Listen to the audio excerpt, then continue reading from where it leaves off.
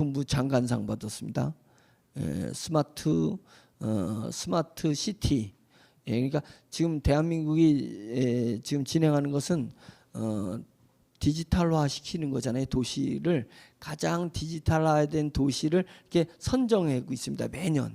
그래서 수원이 받기도 하고 이제 지자체장들이 이제 그걸 경합을 벌이고 있는 게 스마트 시티를 어느 지자체가 잘하느냐. 그래서 이제 스마트 아파트 이제 이렇게 크게는 스마트 시티, 스마트 아파트 이 부분에서 이 맨홀이 하수 배수 이 부분을 통제하는 거라 갑자기 비가 많이 오게 되면 그걸 다 디지털로 해야 되는데 아직 그게 없었던 걸 우리 계열사가 세계 최초로 한 겁니다. 세계 최초로 한 거라 이제 그게 ODA 정부가 비가 많이 오는 나라에 지원을 해주는 거잖아요.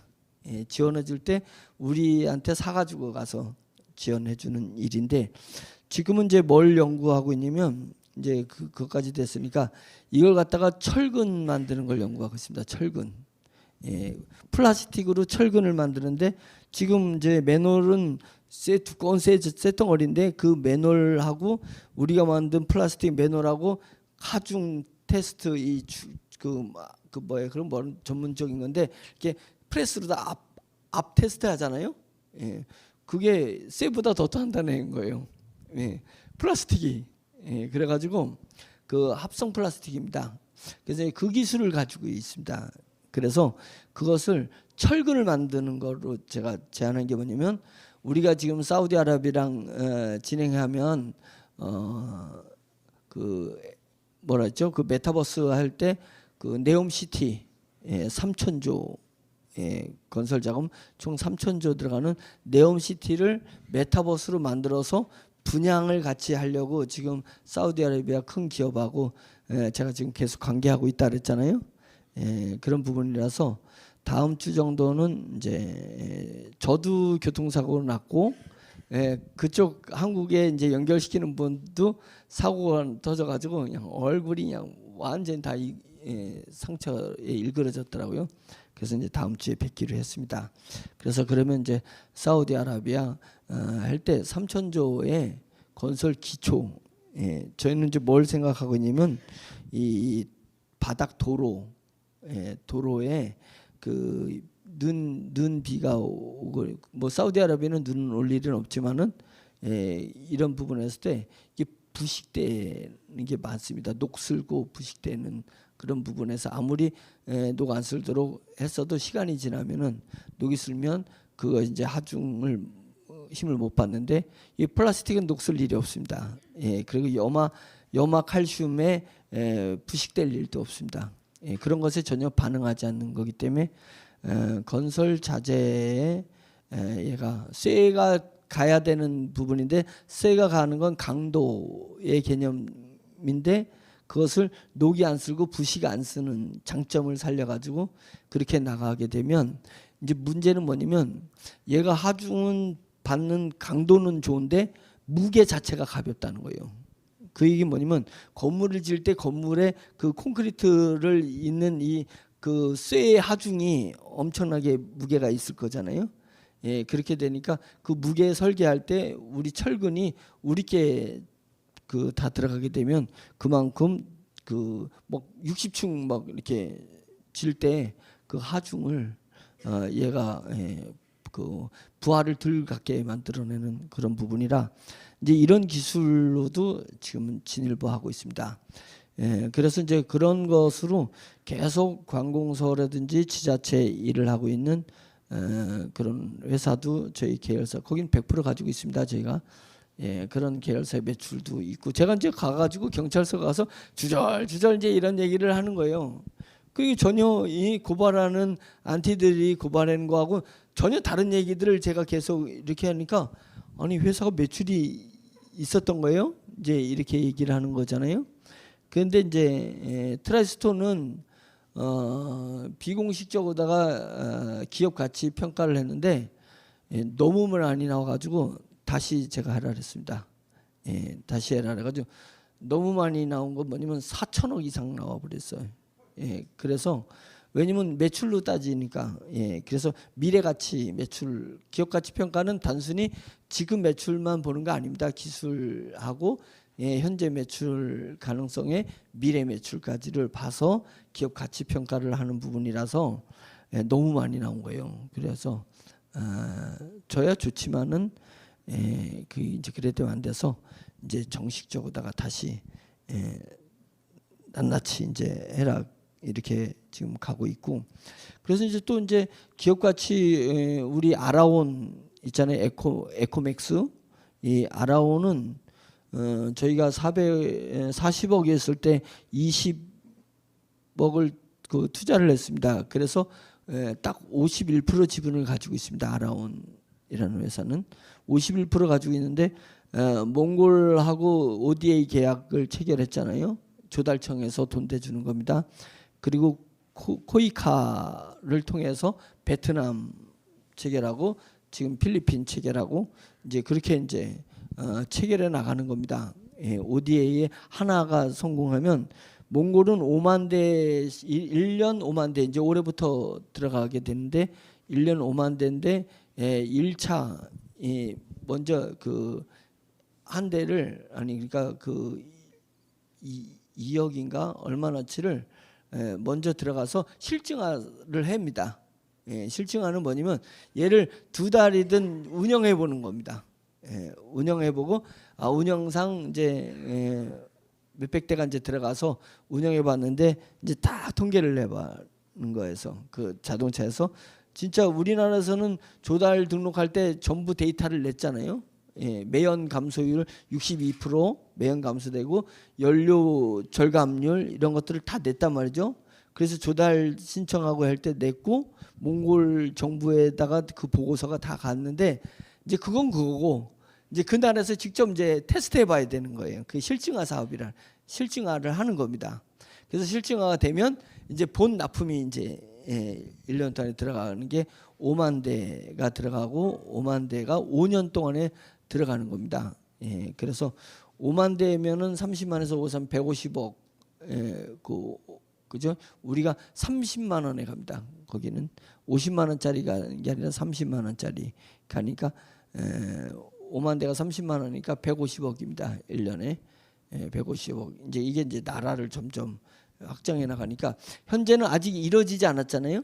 예, 그런 계약 사인하는 것만 있기 때문에 그 40억에 저희가 투자했는데 40억 기업 가치 때 투자했는데 얼마 전에 유력한 회계법인 통해서 기업 평가했는데 250억 됐습니다. 예, 그러니까 250억이면 얼마예요? 6배 뛴 거죠. 예, 6배 뛰었습니다. 252억인가 기업 평가가 나왔습니다. 그 이제 이 얘기도 제가 또 한 거예요. 이제 아니 기업이 벤처에 투자를 했는데 벤처가 매출이 없더라도 기업은 주식으로 돈을 버는 거지 어떻게 매출 마진으로만 돈을 버냐. 예, 그러니까 기업 가치가 뛴 것도 우리가 투자해서 얻은 수익이 되지 않겠냐. 이제 이 얘기니까 그건 맞다고. 그러면 기업 가치 평가하는데 자료를 또 이제 달라고. 그래서 이제 그런 자료들을 첨부해 가지고 내는 게 이제 오늘까지 저희는 자료를 다 만들어서 변호사한테 며칠 전에 갔습니다. 변호사가 이제 그걸 다 분석하고 최종 이제 의견서를 우리 변호사 입장에서 이제 경찰청에 이제 우리가 경찰서에서 제가 9시간 반 조사받은 모든 자료는 변호사한테 또 다 가게 돼 있어요. 예, 경찰 조사받은 걸 우리 변호사한테 다 보내고 변호사가 그 조사한 걸 다 일일이 체크하고 우리가 이제 자료 보낸 것을 전부 이제 파악해 가지고 변호사가 의견서를 이제 제출하는 겁니다. 경찰청에. 자, 이렇게 해 가지고 워너비를 고발하고 또 조사 의뢰를 했지만 모든 조사를 봤을 때 이런 것은 잘못된 선입관에 의해서 편견에서 나온 거고 워너비 실제는 이러이러한 자료에 입각해서 워너비는 이렇게 정직하게 사업을 한 거다. 유사수신도 아니고 폰지 금융 사업하기 위해서 폰지도 아니고 그다음에 또 다단계처럼 이렇게 잇따라서 네트워크법을 어긴 그런 다단계도 아니고 우리 나름대로의 제도 그게 이제 SRM 이제 저희 마케팅 이름을 정했습니다. 그래서 저희 마케팅 이름은 SRM 시스템이다. 이제 이름을 만들었어요. 이게 이제 특허 등록하고 저작권 등록을 하려고 하고 있습니다. 그 SRM이 연결은 힘이 세다. 소셜 사회 구성체들이 릴레이션 연결돼서 마케팅을 하는 시스템이다. 그래서 사회 관계 마케팅 시스템 이제 이렇게 이제 뭐 우리가 처음이니까 우리가 이렇게 그걸 우리는 여태 이제 n분의 1 마케팅 이러니까 이제 우리 감사원의 법무국장님이 와서 n분의 1 마케팅이니까 꼭 다단계 냄새가 난다고. 그래서 우리가 유사수신에도 저촉 안 되고 다단계법에도 저촉 안 되고 폰지 금융 폰지에도 저촉이 안 되는 우리 워너비만의 아주 독특한 마케팅 기법이라는 거예요.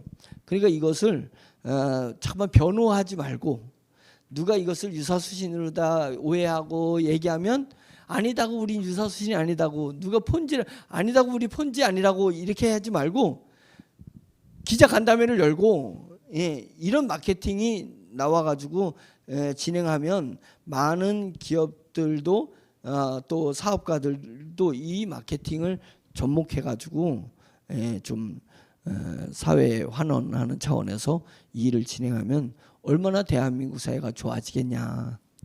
이런 부분들을 공격적으로 우리가 이제 어필하자라고 했습니다.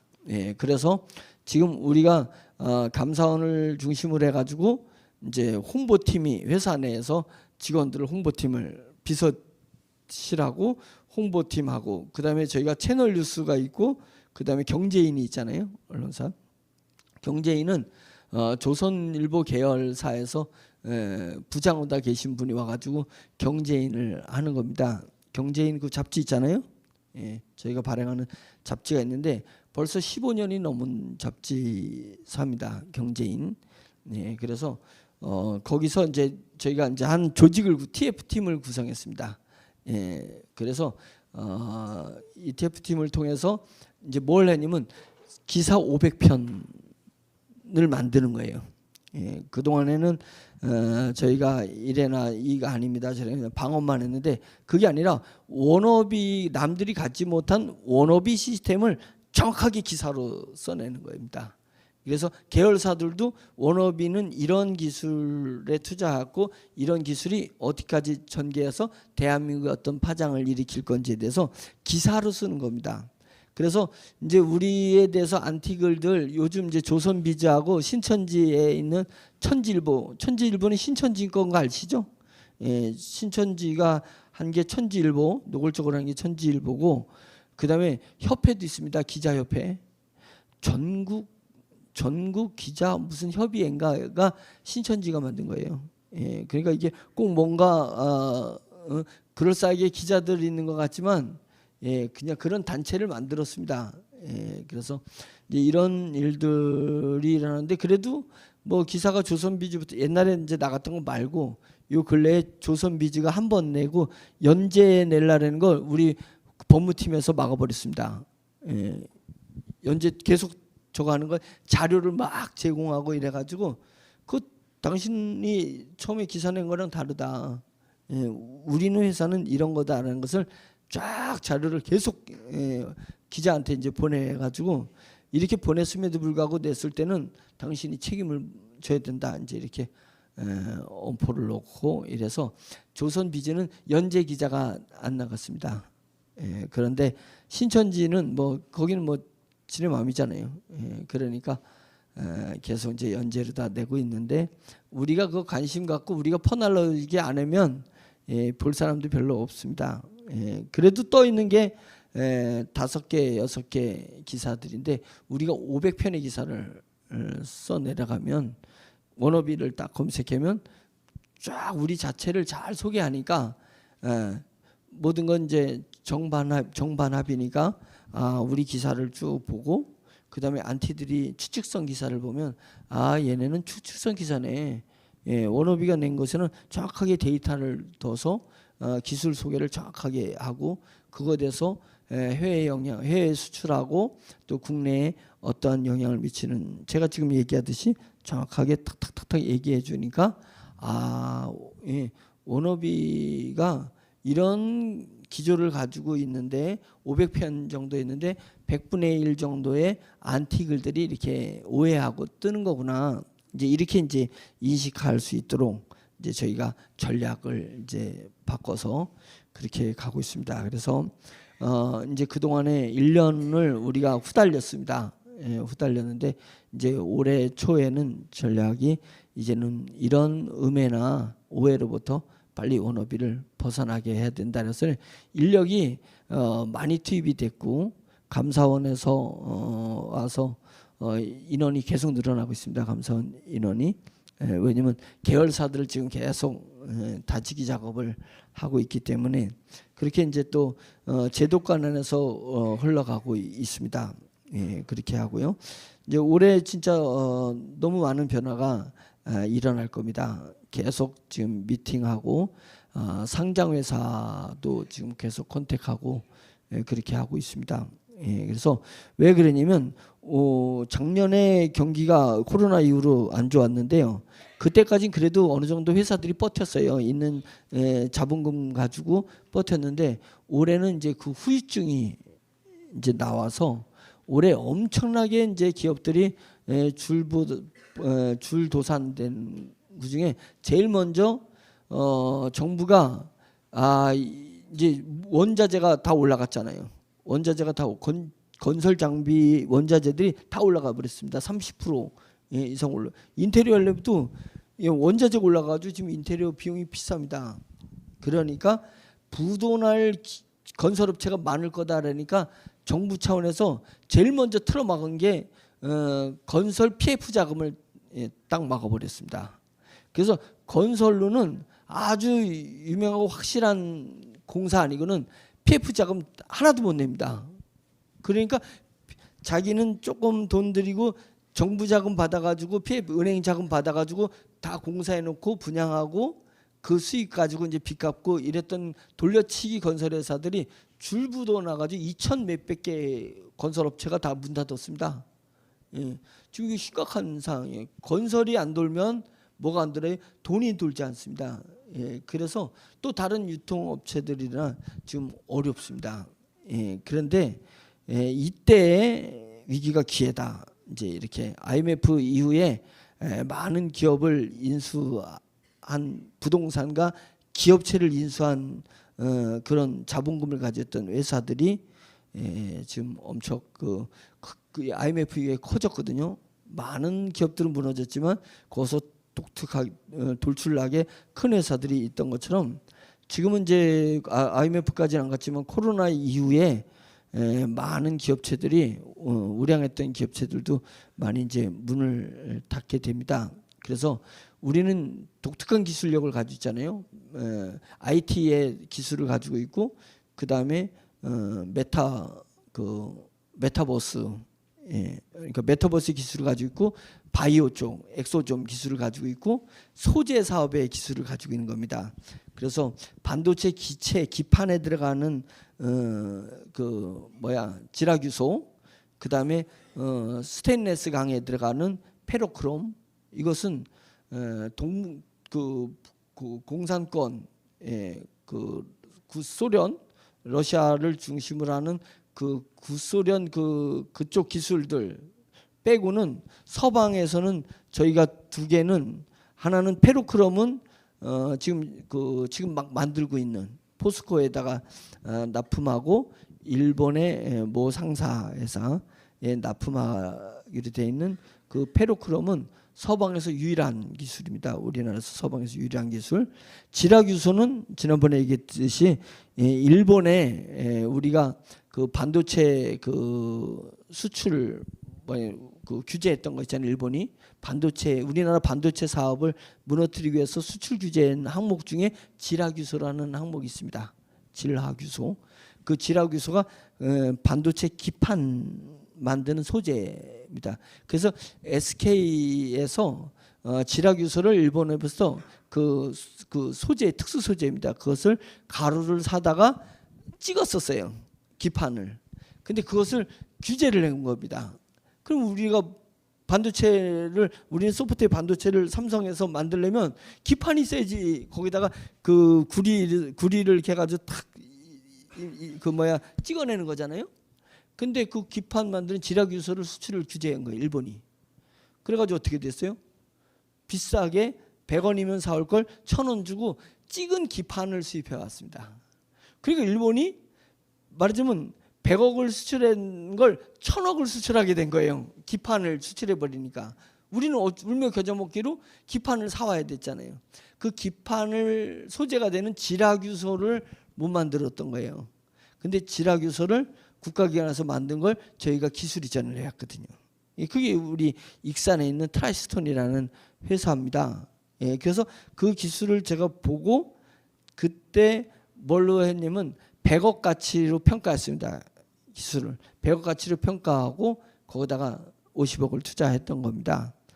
그래서 그렇게 만들어진 게 익산의 트라이스톤인데 지금 뭐 4천억이냐 뭐 3천억이냐 이러지만 다시 한번 재구성하면 1,000억 저는 1,000억 정도를 봤는데 그것이 2천억 이상 되면 저희가 50억 투자하고 1,000억이 돼 버린 거예요. 왜 50%니까 1,000억이 되는 거기 때문에 그거를 매출로 잡을 수 있냐 주식이 올라가는 걸로 그 기업은 또 그렇게 벤처들은 그렇게 가치를 잡아야 되는 거거든요. 그래서 이제 이렇게 이제 하나하나 저희 기업체들을 이렇게 키워나가고 있습니다. 그래서 이제 그런 부분들은 이미 제가 여러분들한테 누차 얘기를 해서 이제 제도권에 이제 우리 기업들이 다 들어서고 있고 이제 올해 저희 꿈은 뭐냐면 유통회사 쪽으로다가 조금 이제 시선을 돌릴 겁니다.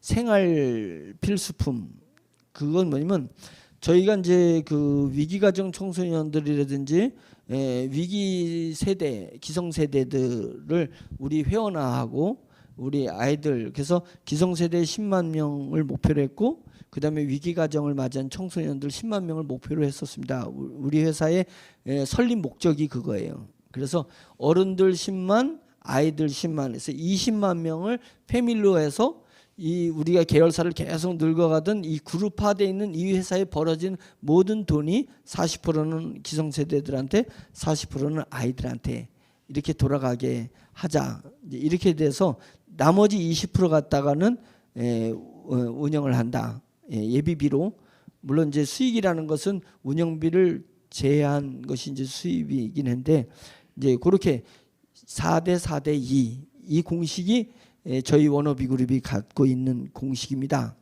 이제 그런 부분을 다 하는 데 있어서 수익이 난 걸 나눠주는 것도 잘하는 일이지만 더 그것 이상으로 좋은 건 뭐냐면 우리가 이제 조직이 있고 그다음에 자금이 있고 그다음에 기술이 있으면 어떤 게 이루어질 수 있냐면 생활비를 낮추는 작업을 할 수 있습니다.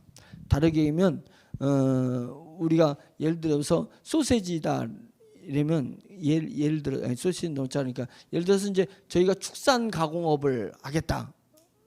그럼 축산 가공업에다 투자를 해서 그 축산 가공업 회사를 우리 회사로다가 만들어내고 그러면 발골하는 거잖아요. 발골.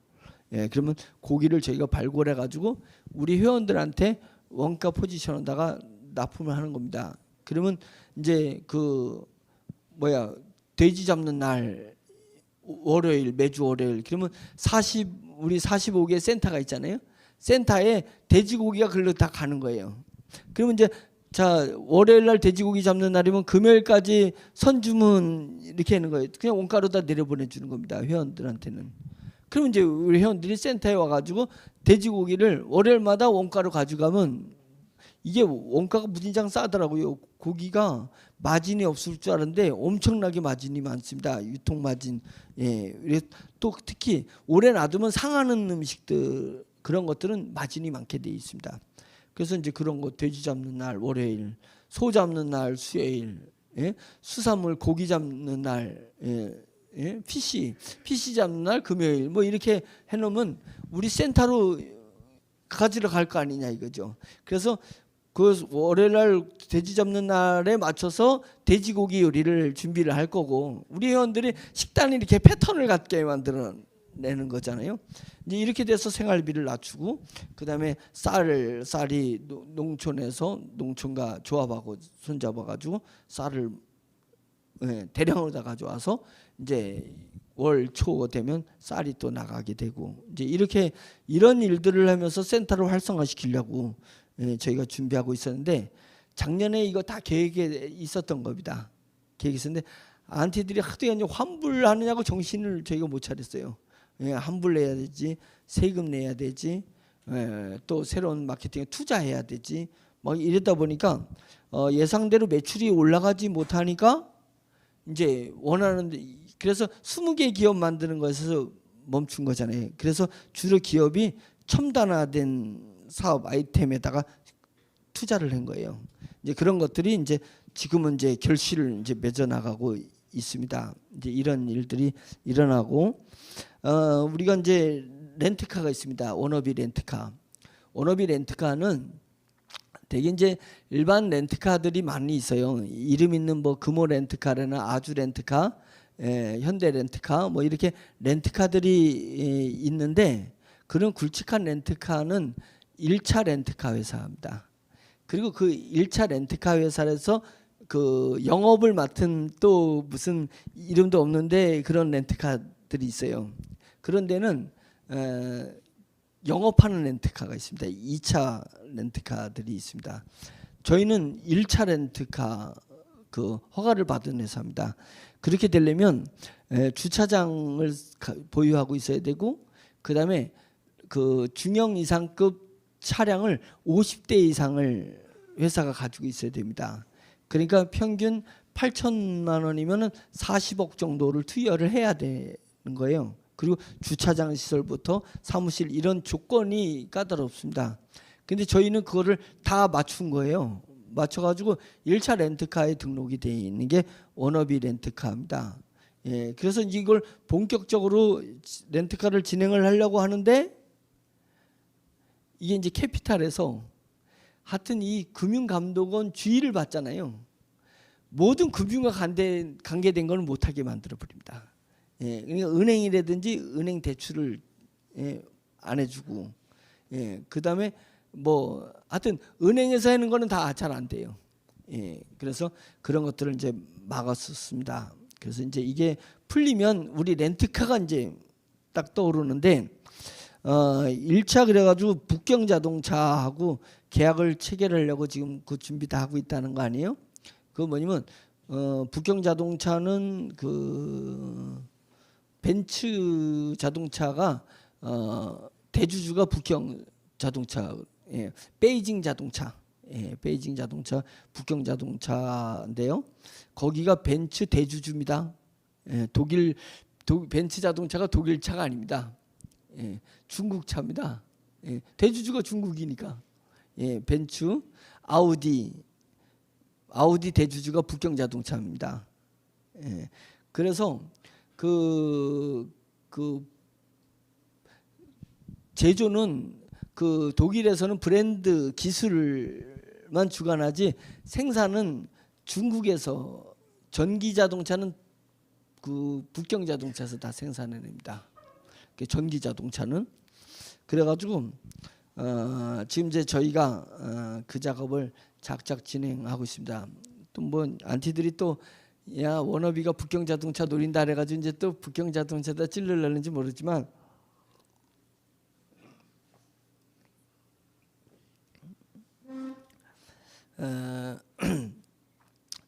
저는 안티들도 숙제거리예요. 그러니까 매우 궁금해요. 걔네들은 뭔 이득이 있다고 그래. 왜냐면 워너비가 유사수신 회사다. 그다음에 다단계 회사다 이런 얘기는 작년 1월부터 나왔던 얘기고, 그래서 그때 4월이면 워너비는 무너진다고 했었거든요. 예, 그들이 어떤 목사님인데 저를 아주 타겟하는 제 후배인데 그 따위를 하는 목사님 있습니다. 4월에 워너비가 안 무너지면 자기가 장을 짓는다 그랬었어요. 손에 장을 짓는다고. 예, 그래서 이제 거기서 안티가 야 4월이면 무너진다며. 예, 워너비 아직 안 무너지고 있는데 너 어떻게 할 거야? 막 이런 얘기도 그 홈페이지에서 이렇게 주고받고 하더라고, 게시판에. 근데 그들은 우리가 제도권 안에서 이렇게 착착 진행하는 걸, 우리가 유사수신 회사고 그 비제도권의 회사라고 하면 제도권에 많이 진입해가지고 진행하는 걸 왜 막냐고요. 비제도권 회사니까 그들의 말대로 비제도권 회사면 제도권에 가는 걸 독려해 줘야 되는 거 아니에요? 예. 그래서 건강한 기업으로 가는 것은, 그러면 제도권은 독려를 해주고, 우리가 캥거루랜드 얼마나 늦어졌어요, 허가가. 왜? 허가를 안 받은 데면 허가를 받는 거는 막지 말아야지. 예? 허가를 막는 걸 딱딱 막아놓고 초치고, 우리가 거래소 예전에 거래소 그 이벤트 코인 거래소 상장할 때 미국에 있는 거래소 그 상장할 때 하도 그냥 안티들이 난리를 쳐가지고 캔슬됐던 적이 있습니다. 예. 그래가지고 이제 그 다음부터는 거래소 상장할 때는 성동격서를 꼭 쓰잖아요. 예. 우리가 이쪽에 상장한다 그래 이제 반대쪽에 상장하는 거죠. 그래가지고 그때 한번 성동격서에 당했어요, 그 안티들이. 그래가지고 요번에 프랑코 상장할 때는 아예 이쪽에 한다 그랬더니 아무도 안 올렸어요. 예, 그쪽에. 왜? 속을 수 있으니까. 이제 이런데 그거 참 궁금합니다. 왜 회사가 정당하게 가고, 지금 환불하고 탈퇴한 사람은 3만 명 중에 3천 명입니다. 그동안에 1년 동안에 환불한 사람이 3천 명, 10% 환불했습니다. 지금 2만 7천 명 남아 있습니다. 2만 7천 명. 그러니까 지금 같이 했던 2만 7천 명, 여러분을 비롯해 2만 7천 명이 남아 있는데, 본인이 나가면 이 동료들이 지금 워너비에 대해서 비전을 가지고 같이 있으면 방해를 하면 안 되잖아요. 그거는 도리상 맞지 않는 거잖아요. 본인들이 환불을 100% 해주길 지금 주장하고 있어요. 우리 교회도 왔다가 경찰한테 쫓겨났어요. 예, 그 교회까지 왔었어요. 예배 드리는데 어제 피켓 같은 거 들고 한 열 몇 명이 왔었습니다. 그런데 그거는 우리나라는 종교 자유가 헌법에 보장돼 있기 때문에 종교 집회 반대, 그게 무당이든 뭐든 집회 반대면 그냥 징역형입니다. 바로. 그래가지고 절대 여러분들 주변에 회사에 문제 있으면 회사 와서 상담하고 하면 되는 건데, 종교를 집행하는데 와서 방해하면 그냥 바로 구속입니다. 종교 방해죄는 커요. 무지장 큰 건데, 그런 걸 모르고 뒤에서 조종하는 사람들이 있어요. 그들은 안 나타나. 조종하는 사람, 그냥 이렇게 순진한 분들 막 감정을, 그 안티방에서 막 감정을 불러일으키고 자 모이자 해놓고, 모이자고 한 사람은 안 온 거 알죠? 안 옵니다. 거기에 사진 찍히게 되면, 그래서 종교행위라는, 교회라는 울타리, 절이라는 그 구역 있잖아요. 그 안으로 들어오면 걸리는 거예요. 그래서 이제 그런 것들에서 여러분 주변 사람들이 자기가 부당하다고 생각하면 회사에서 항의를 하면 되고, 고소든 고발이든 그렇게 법적 행정 절차를 밟아야 되는 거지. 그 업무랑 전혀 다른. 저는 여기서 목사로 쓴 게 아니라 회장으로 서 있는 거잖아요. 그리고 저는 개인적으로 제가 교회에서 목사하고, 우리 직원들은 개인적으로 신앙인이잖아요. 그러니까 이거는 사업하고 별개인데, 거기 와가지고 데모한다고 하고 집회를 방해하면 그는 바로 형사건에 걸려든다. 이제 이런 부분들 있습니다. 그래서 이제는 1년 동안에 우리를 괴롭혔으면 됐습니다. 이제 그들이 그 추측하고 그들이 그 뭐라더라 카더라라는 건 1년 지났으면 우리의 계열사들이 다 이제 자리를 잡아서 이제 올라서고 있는 이런 단계에 있습니다. 그리고 우리가 이미 서울시를 서울 디지털 재단이 있습니다. 서울에는 서울 디지털 재단. 그것은 뭐냐면 서울에 있는 건물들을 3D로 만들어내는 일을 하는 겁니다. 그래서 서울 디지털 재단하고 재단에서 만든 서울시 3D가 있고 우리 워너비 그룹이 만든 3D가 있는데 두 개를 이렇게 같은 동네를 딱 두 개를 캡처해 가지고 비교하면 우리께 훨씬 선명합니다. 예, 이게 훨씬 선명하게 저희가 잘 만들어져 있어요. 그런데도 불구하고 서울 디지털 센터는 1,800억 이제까지 들어간 게 약 1,800억이 들어갔다고 하는 거고 10년이 넘게 걸렸습니다. 저희는 6개월 만에 서울시를 다 끝내고 지금 경기도 들어가고 있거든요. 예, 그런 것은 이미 저희가 우리 엔진 기술이 있기 때문에 그 3D를 사람이 만드는 게 아닙니다. 예, 우리 인공지능이 만들어내 버리기 때문에 그렇게 빨리 서울시를 만들 수가 있는 거거든요. 그래서 지금 이것은 그런 과학 기술들이 다 드러나 있습니다. 그리고 우리 강의 중에서도 얘기했지만 우리가 만든 인공지능 있어요. 스마트 GPT, 챗 GPT는 미국에서 MS 마이크로소프트가 인수했죠. 챗 GPT. 그래가지고 지금 전 세계가 마이크로소프트는 소프트웨어 만드는 회사였잖아요. 소프트웨어 회사 MS. 그거로다가 세계 1위를 장악을 했었다가 그 다음에 구글이 나타나고 그 다음에 서버하는 아마존이 나타나고 이러면서 마이크로소프트가 뒤로 밀렸었어요. 순위에서. 지금 세계 1위 다시 마이크로소프트가 올랐었습니다. 뭘로 올랐은 줄 알아요? 이 그 포털 사이트 그다음에 페이스북 이제 이런 데와 다르게 마이크로소프트는 뭐에다가 집중했냐면 챗 GPT에다가 집중했습니다. 그래서 검색하는 게 아니라 이제는 인공지능하고 대화하는 쪽으로 그렇게 만들어낸 겁니다. 그 챗 GPT에 집중한 거고 저희는 챗 GPT에 특수 정보를 집어넣게 만든 게 스마트 GPT입니다. 저희 회사가 가지고 있는 겁니다. 스마트 GPT. 그래서 지난번에 이제 지난주 강의 때 이 인공지능이 상담을 하게 되면 영업직이 그 30% 2025년까지 영업직이 30%가 사라진다. 직업군이 뭐 때문에? GPT 때문에. 인공지능 30%가 사라진다 했고 IMF 총재가 얘기하기를 그 선진국은 직업 일자리의 60%를 인공지능한테 뺏기겠다. 이제 이런 발표가 나왔었잖아요. 이제 이런 일들이 지금 일어나고 있는데 그래서 이거는 피할 수가 없어요. 우리가 안 해도 누군가는 해. 그래서 저희가 카이스트 박사하고 그 마이크로소프트 MS에 우리나라 대표로 가서 연구했던 그 박사님이 계십니다. 김모 박사님인데 이분하고 해가지고 스마트 GPT를 만든 거예요. 우리는 뭐에 쓰려고 한 거냐면 우리 메타버스에다가 접목하려고 만든 게 스마트 GPT입니다. 그래서 이건 저희는 완성했습니다. 그건 뭐냐면 삼성생명 매뉴얼을 여기다가 입력을 따로 할 수 있게 돼 있어요. 그러면 삼성생명 매뉴얼을 딱 입력하면 뭐가 탄생하냐면 삼성생명 상담원이 탄생하는 거예요. 상담원.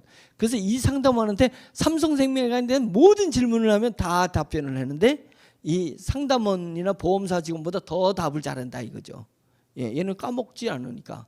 그래서 삼성생명에 대한 질문을 하는데 동부생명 질문을 하게 되면 입력이 안 돼 있는 거는 그것은 제가 잘 모르겠습니다. 이렇게 답변하게끔 그렇게 짜여져 있는 것입니다.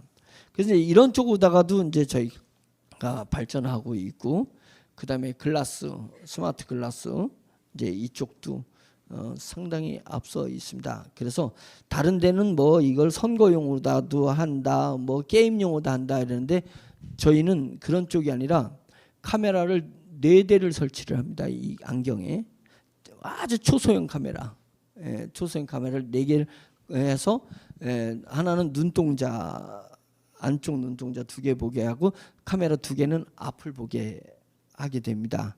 그래서 평상시에는 얘가 꺼져 있으면 앞이 안 보입니다. 이렇게 여기가 유리가 아니라 그 모니터기 때문에 앞이 안 보여요. 앞이 안 보이는데 탁 얘가 그 온이 되면 카메라가 작동해 가지고 제가 여러분들을 내 눈동자로 보는 게 아니라 카메라가 본 것을 컴퓨터를 갖다가 요 제 눈동자 앞에다가 착 비춰주는 거예요.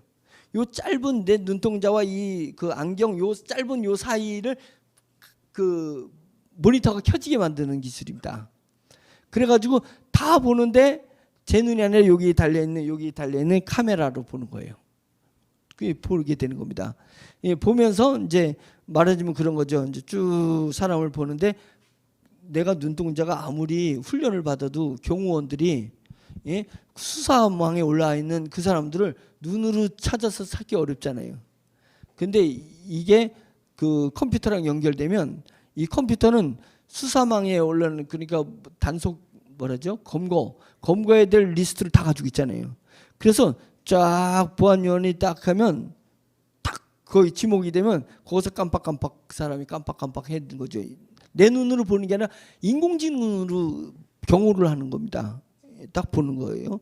그 다음에 제가 지난번에 얘기했지만 이렇게 됐다가 싹 돌리고 이쪽 보고 싹 이쪽 보면 그 자리에 있는 사람이 살짝 이동한 사람을 깜빡깜빡, 그러니까 5초 뒤와 변화된 것을 깜빡거려 가지고 그 사람을 예의주시하게 만드는 이런 것들이 자 이게 현실이 되는 겁니다. 우리는 이제 그런 능력을 가지고 있는 안경이에요.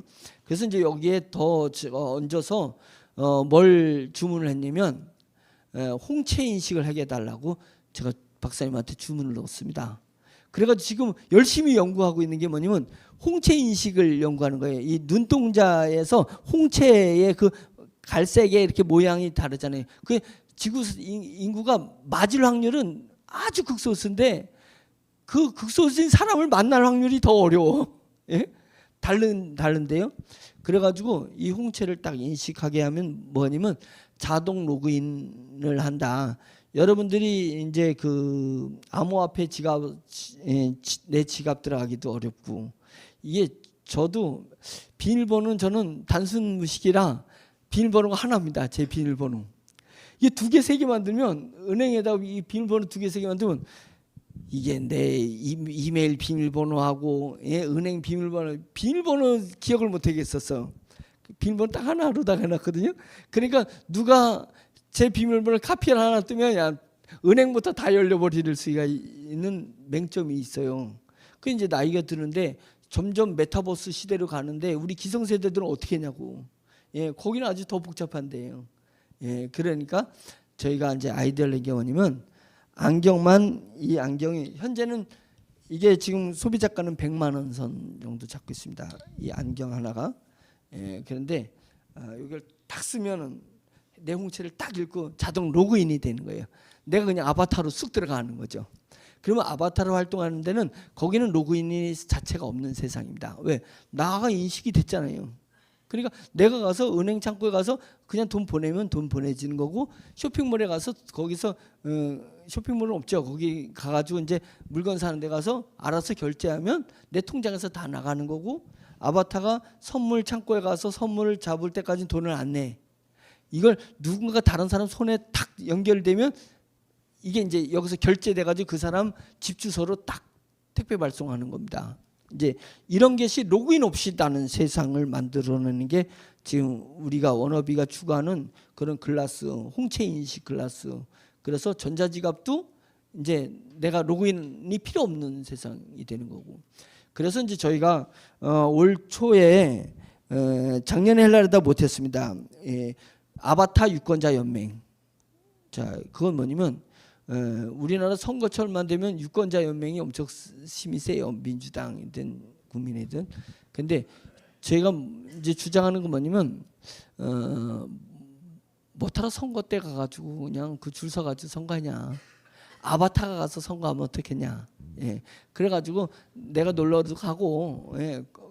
공부를 가고 아바타로 잠깐 들어가가지고 안경 딱 쓰면 나라고 인식됐으니까 아바타가 선거하는 데 가가지고 내가 원하는 그 후보자를 딱 찍으면 되는 거예요. 예. 딱 가서 번호만 딱 누르면 그게 되는 겁니다. 왜? 어느 누가 대신해 줄 수 없잖아요. 안경을 벗는 순간 로그아웃이 되니까. 예. 로그아웃이 되니까 쓰면 이 사람이 뭘 보고 있는지 아무도 안 보여요. 이 사람만 보이니까 여기 요 안에서 보니까 핸드폰이야. 옆에서 보거나 지금 보니까 국회의원들 중요한 국회의원들 핸드폰 보다가 기자 카메라에 찍혀가지고 막 노출되고 이랬잖아요. 뭐 이재명이라든지 뭐 이렇게 당 대표들 예 그런 거 있잖아요. 그러니까 핸드폰은 옆에서 볼 수 있어요. 그 요즘 핸드폰이 이런 게 나왔어요. 이 각도가 딱 정확히 정면 각도라면 핸드폰이 보이는데 이게 살짝 45도에서 보면 아무것도 안 보여. 예, 그런 그 필름도 나왔습니다. 그건 뭐냐면 핸드폰은 남이 이렇게 쳐다보던데 이 안경 홍채 인식하는 이 안경은 누가 어떻게 엿볼 수가 없습니다. 딱 눈동자 자기 눈동자만 봐야지 보여. 예, 그런 것이 시대가 왔기 때문에 이제는 미래는 놀라운 이제 이런 변화가 일어나고 그 변화가 일어나는데 우리가 적합하다고 생각하는 기술은 저희가 확보를 하고 사람도 영입을 하고 예, 그렇게 해가지고 박사들끼리 따로 근무하는 그런 사무실도 매입해가지고 월세가 없잖아요. 아예 매입을 해버렸습니다. 120평을. 그래가지고 거기에 인테리어 멋지게 해놨습니다. 우리 본사하고 거의 유사하게 예, 같은 인테리어 팀이 가지고 딱 인테리어 해놓고 그렇게 이제 저희가 진행하고 있습니다. 이제 이렇게 이제 차곡차곡 저희는 제도권 향해서 그렇게 가고 있습니다. 그래서 작년에 안티들이 하도 막 극성을 하고 KBS 뉴스에 막 나고 이럴 때 제가 이제 기도하면서 마음을 다진 게 뭐였냐면 그들은 그들의 일을 하고 우리는 우리의 일을 하리라. 예. 어쩔 수 없어요. 그들이 일을 하지 말라고 말한다고 안 하는 것도 아니고 그냥 니네는 니네 일 해. 우리는 우리 일 할게. 이렇게 해가지고 1년 동안에 뭐가 됐든 20개 기업을 이렇게 다 그 골고루 잘한 건 아닙니다. 예, 그러나 확률로 봤을 때 투자 대비 저희는 성공 확률이 상당히 높게 나왔다. 이제 이렇게 자부할 수 있습니다. 이제 이렇게 해왔고요.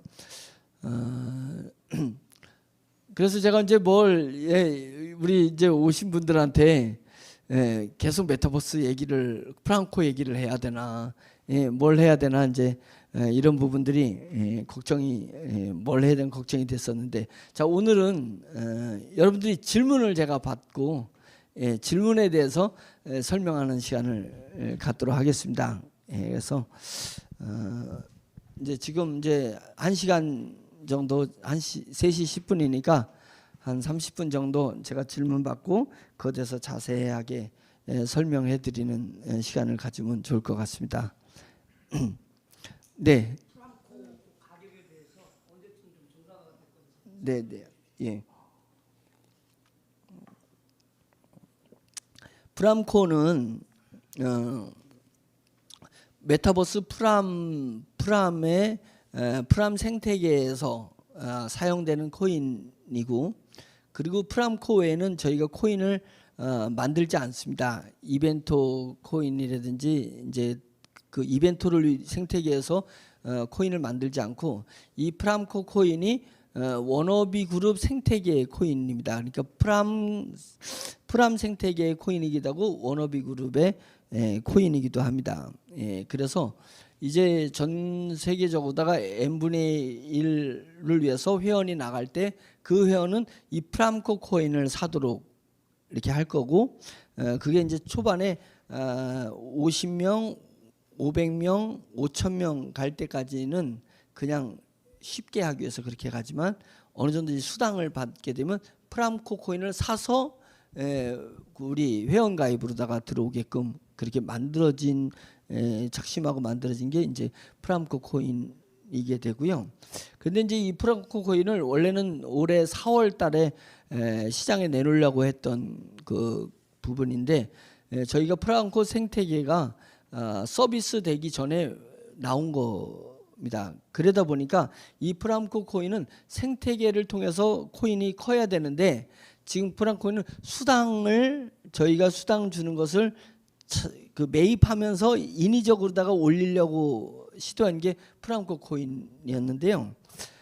지금 프람코 코인이 지금 35원을 유지하려다가 떨어졌습니다. 그 솔직히 제가 말씀드리면 제가 계획했던 우리 그 캥거루 랜드를 담보로 해가지고 172억 견적인 평가가 나왔는데 평가 받는데 그것을 대출하는 과정에서 지금 여러 가지 이제 우리가 금융감독원에 관계가 돼 있고 막 이러다 보니까 설득하고 또 하는 이 과정이 일반 대출할 때보다 좀 시간이 조금만 딜레이가 되다 보니까 자금이 연기되고 있고 그러고 있습니다. 그래서 새마을금고, 전북은행, 수협 막 이렇게 저희가 하면서 인맥을 동원해서 어떻게든지 이제 자금을 확보해서 프랑코 코인이 35원이면 우리가 35원 그 밑으로다가 몇십억을 이렇게 그 띠를 둘러줘야 되거든요.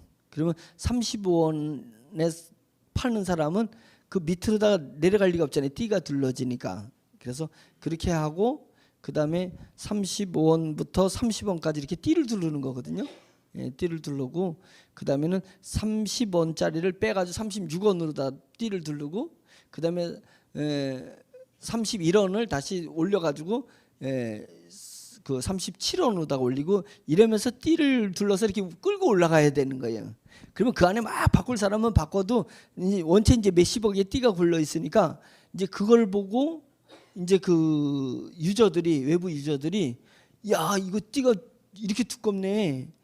그러면서 그들이 이제 안심하고 막 코인을 사는 거예요. 우리 코인을. 그래서 우리 지금 기존에 회원들뿐만 아니라 이제 외부 1,000만 명 정도 있습니다. 그 엘뱅크가 그 유저가 1,000만 명, 그 등록된 유저가 1,000만 명, 실제 활동하는 유저들은 200에서 300만 정도 예측하고 있는데 그들이 우리 프람코 코인에 눈여겨 봤을 때 프람코 코인이 여러분들이 매도 치는 걸 그들이 다 사가 버리고 우리는 띠만 누르면서 자꾸만 띠를 위로 올리는 일을 해야 되는데 그 자금에서 지금 실패해 가지고 이렇게 그 버벅대고 있습니다. 그런데 그 30원 내려서 지금 한 것은 한 1,000만 원밖에 안 됩니다. 1,000만 원 정도밖에 안 되기 때문에 그러나 그것을 우리가 그동안에 35원을 받쳐서 계속 매입을 했었는데 지금은 떨어져 있는 것은 자금이 뭐 이런 얘기해서 죄송하지만 자금이 고갈났습니다. 본사 자금이 고갈나서 고갈났으니까 무너지는 거 아니냐. 이제 우리는 그런 건 아니고 자산과 기술과 계열사가 있는데 대출하는 거하고 원래 계획이 대출 내는 거하고 그 다음에 그 트라이스톤 매각하는 것을 원래 그거를 잡고 프람코인을 하려고 한 거였으니까 여러분들이 지금 그룹장님들하고 지금 이 부분 작은 부분에 대해서 지금 심지어는 디자인셀 지분을 매각을 하자 일부를 그래가지고 120만 주 정도 되면 우리에게 큰 영향을 안 주거든요. 그래서 120만 주 정도는 매각하면 한 50억 정도 원가로 개념에서 50억 2배 치면은 100억이거든요. 그래서 이제 그거를 이제 오늘도 이제 논의를 좀 하고 그렇게 했었습니다. 그래서 기간을 언제냐고 얘기를 하시면은 이제 실제는 자금이 들어오면서부터 이제 저희가 받쳐서 올라갈 거니까 여러분들이 아유 이거 돈 부족하다 그래가지고 막 10원 이내에 이렇게 매도하지 말고 좀 회사를 믿고 프람코 코인은 없어질 코인이 아닙니다. 그런 거니까 조금 어렵더라도 잘 잡고 계시고 그렇게 좀 해주십사 하고 뭐가 됐든 이제 우리 운영위원회와 그룹장님하고 다음 주에는 이제 바치는 자금을 어떻게든지 만들어서 받쳐야 되지 않겠나 이제 이런 생각이 있고요. 제가 이제 잠정적 예고를 드리면 결국은 우리는 계열사들이 살아나서 그 매도가 일어나거나 또 거기에 수익이 내기 전까지는 우리는 조직 마케팅을 할 수밖에 없습니다. 3만 명의 조직, 2만 7천 명의 조직이 움직여서 돈이 만들어져야 현재는 우리가 2만 7천 명이 움직여야 매출이 일어나고 매출이 일어나야 회사가 수익이 일어나는 부분들이 있는데 현재는 2만 7천 명이 이제 쳐다보고만 있는 단계라서 발동은 빨리 우리 본사에서 발동을 걸어주고 좀 지나면은 우리 그룹이 이제 마케팅을 다시 전개할 수 있는 이제 컨디션을 만들려고 노력을 하고 있습니다. 그래서 언제까지라고 확정할 수 없지만 다음 주에는 띠를 두르려고 이제 고민하고 있다 이렇게만 말씀드리고 싶습니다. 화요일쯤에 뭔가를 발표할 겁니다. 다음 주 화요일 날. 네.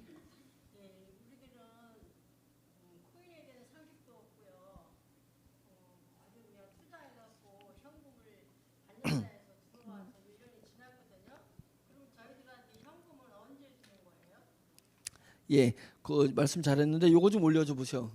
이거 스크린.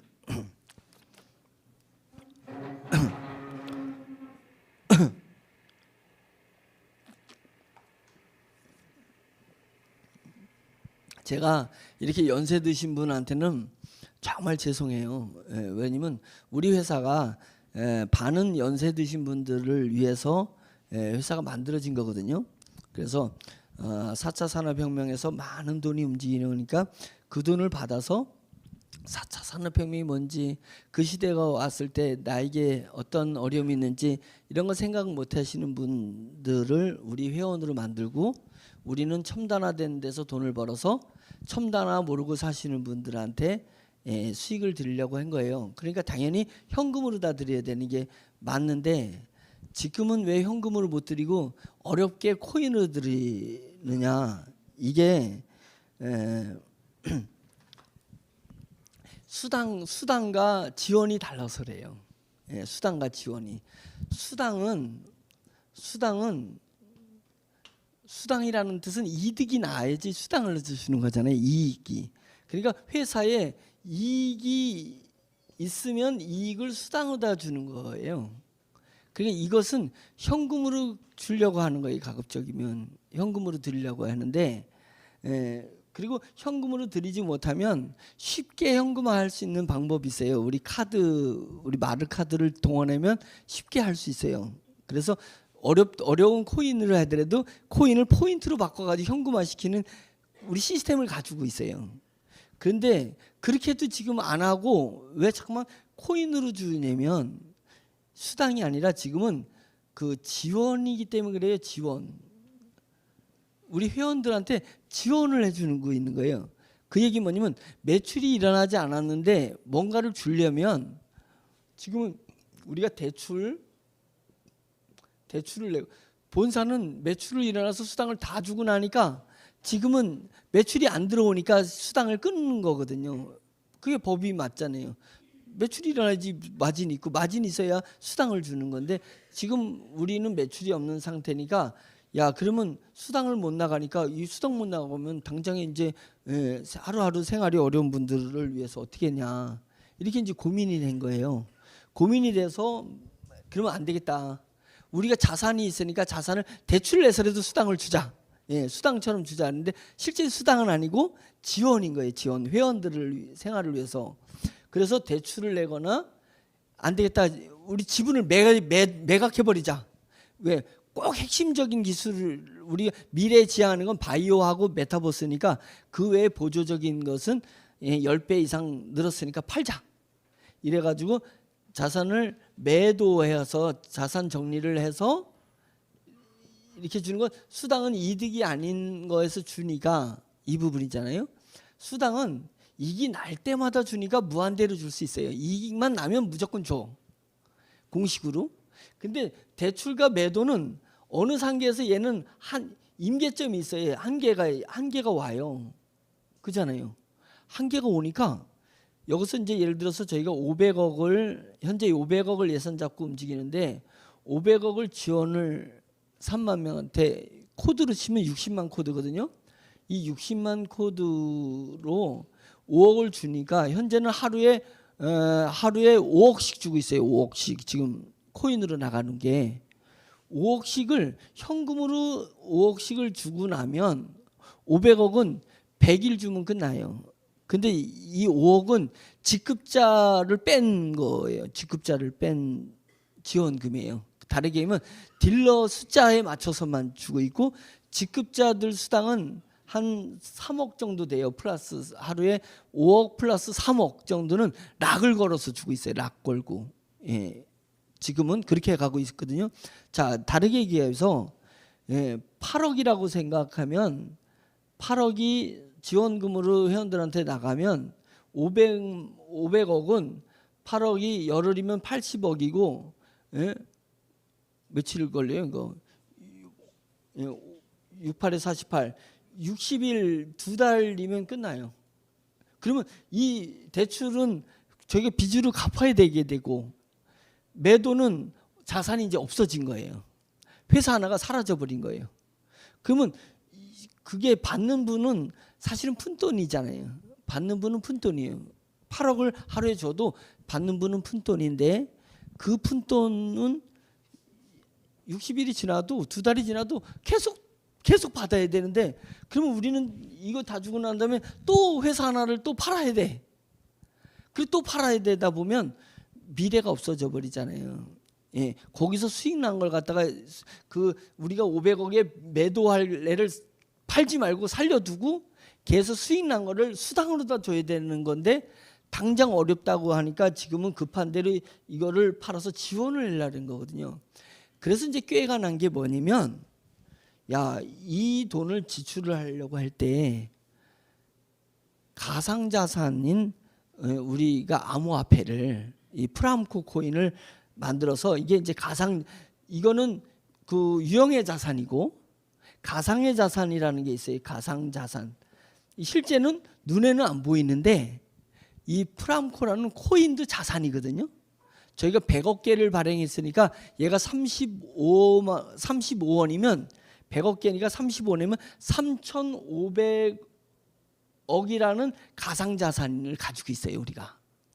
요거를 여기서 500억 원어치를 지원하자.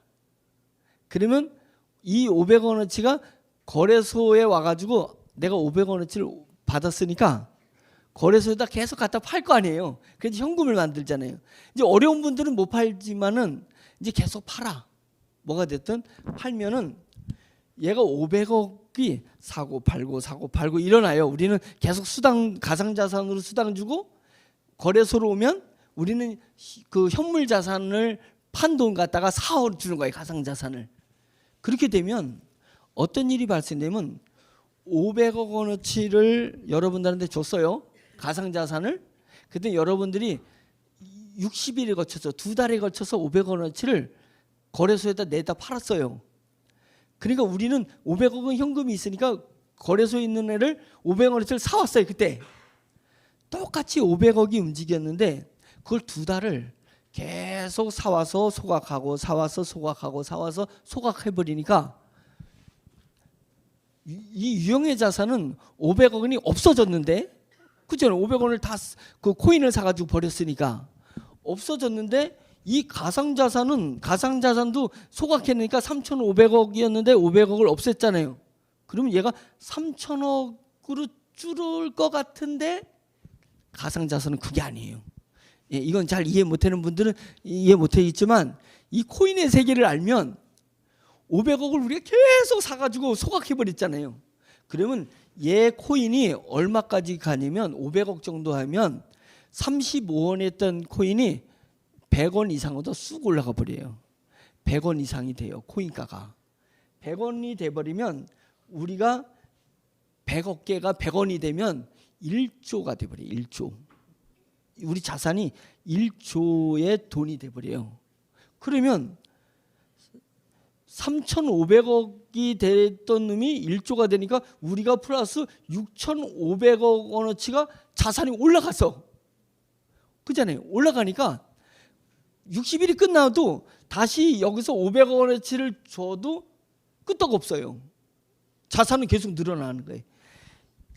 이 기법이 숨어 있어요, 여기에. 그래서 저희가 유형의 자산을 지원으로 줄 때 가상자산을 먼저 주고 유형의 자산으로 거래소에서 빼오는 작업을 기획한 거예요.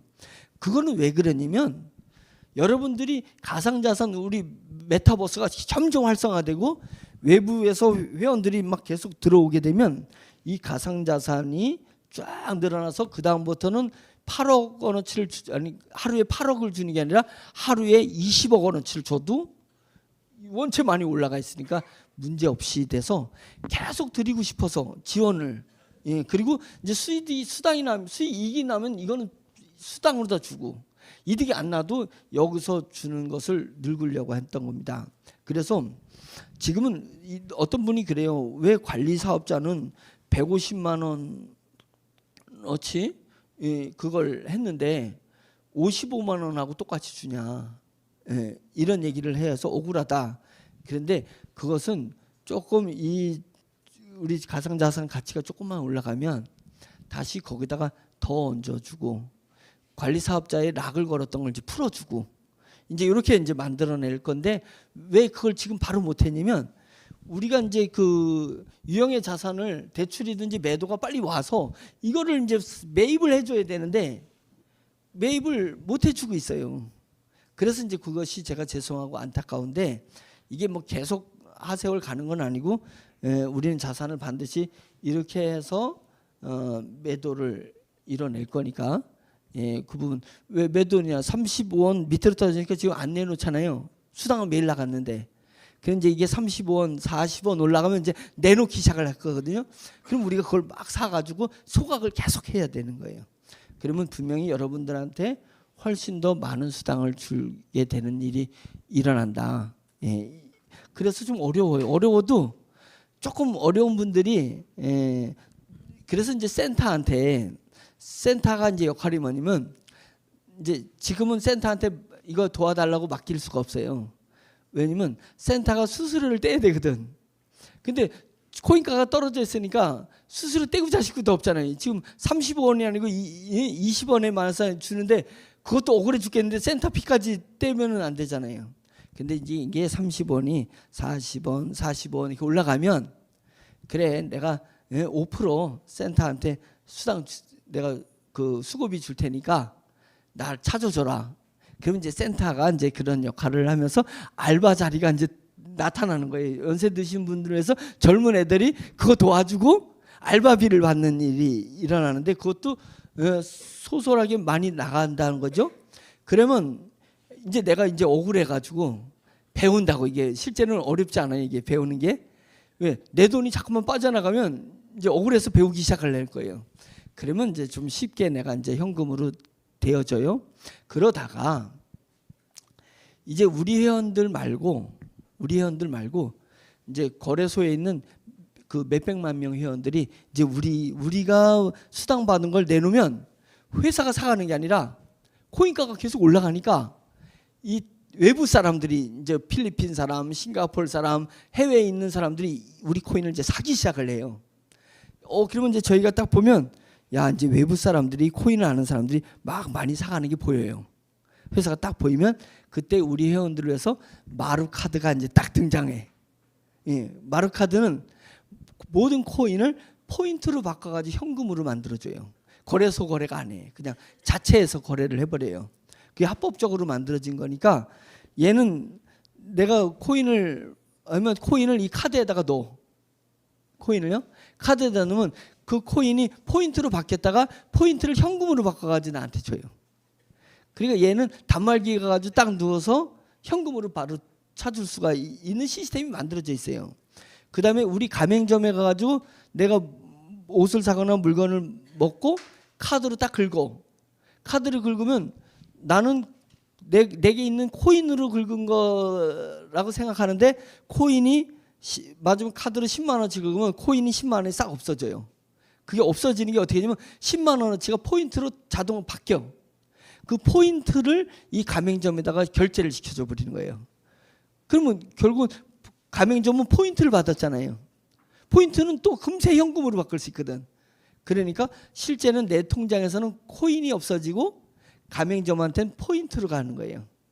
그러면 가맹점은 포인트는 바로 현금화될 수 있어요. 합법적으로. 그래서 가맹점이 현금이 한 200만 원 포인트 쌓이면 200만 원은 그 마르카드사한테 200만 원 포인트를 딱 입금시키면 바로 현금이 200만 원이 딱 와요. 그러면 이거를 왜 빨리 안 해주냐? 이걸 해주면 거래소 활성화가 안 돼. 지금은 거래소가 활성화돼야 외부 그 코인 그 거래소에 있는 그 1000만 명이 우리 코인을 사줘야 되는 건데 우리끼리 그냥 막 포인트로다가 카드를 해버리면 우리 3만 명만 놀다가 말아. 그럼 이 가상자산이 코인가가 올라가야 가상자산이 3,500억이 1조가 되면 그 여유만큼을 또 회원들한테 나눠줄 수가 있는데 그게 안 되는 거예요. 그래서 저희가 그 마루카드사는 90% 지분을 가지고 있습니다. 예, 카드 포인트 카드사라서 전 세계를 쓸 수 있습니다. 전 세계 코드를 가지고 있어요. 그 카드 번호 중에 번호가 있어요. 이 그 고유 번호가. 그래서 이거는 전 세계 포인트를 쓸 수가 있게 만들어진 겁니다. 그래서 포인트 카드사를 완성을 시켜놓고도 지금 못 드리는 거예요. 예, 그러니까 조금만 좀 기다려 주셔야지 된다. 예, 이 부분입니다. 예. 메타버스는 지금 경기도를 하고 있는데 경기도를 하는데 지금으로부터 2달 정도 지나야 2달 정도 지나면 이제 한 4월 근처 가잖아요. 2, 3, 4월 정도 선거를 앞에 두고 들어갈 수 있게끔 꾸며지고 그게 들어가야 이제 저거 그 뭐야 그 아니 분양은 미리 할 수 있습니다. 분양은 지금 이제 서비스를 준비하고 있어요. 그러니까 내가 아바타로 들어가는 건 4월 달에 들어갈 수 있고 지금은 이제 2월 초 되면 이제 그 건물을 내 거로 만드는 작업을 할 수 있어요. 건물을 내 거로 지금 70만 개가 만들어져 있습니다. 서울 건물이 70만 개가 만들어졌는데 이 70만 개의 건물을 지금 이 건물도 떠 있죠. 지금 우리 이 건물도 떠 있는데 이 건물은 1층이 이렇게 크게 돼 있고 그다음에 2층부터는 그 오피스텔 아니 그 원룸이에요. 여기가 원룸 빌딩이니까 그 방방 다 있을 거 아니에요. 요 빌딩이 지난번에 이걸 13억인가 얘기했던 것 같아요. 저보고 사라고. 이 건물 자체가. 근데 이제 넉넉 잡아서 20억이라고 해봐요. 이 건물이 20억이면 우리 메타버스에서는 20만 원이에요. 이 건물을 사는 게 20만 원이에요. 내가 이걸 20만 원 주고 사면 되는데 처음에는 사는 게 아니라 내가 그 엘뱅크 거래소에 가서 20만 원어치 프랑코 코인을 사요. 그래서 이 프랑코 코인을 이 건물에다가 내가 저축을 해. 내 코인인데 저축을 해놔요. 그럼 넣어놓는다는 거예요. 넣어놓으면 이 건물이 내 이름으로 딱 바뀌어버려요.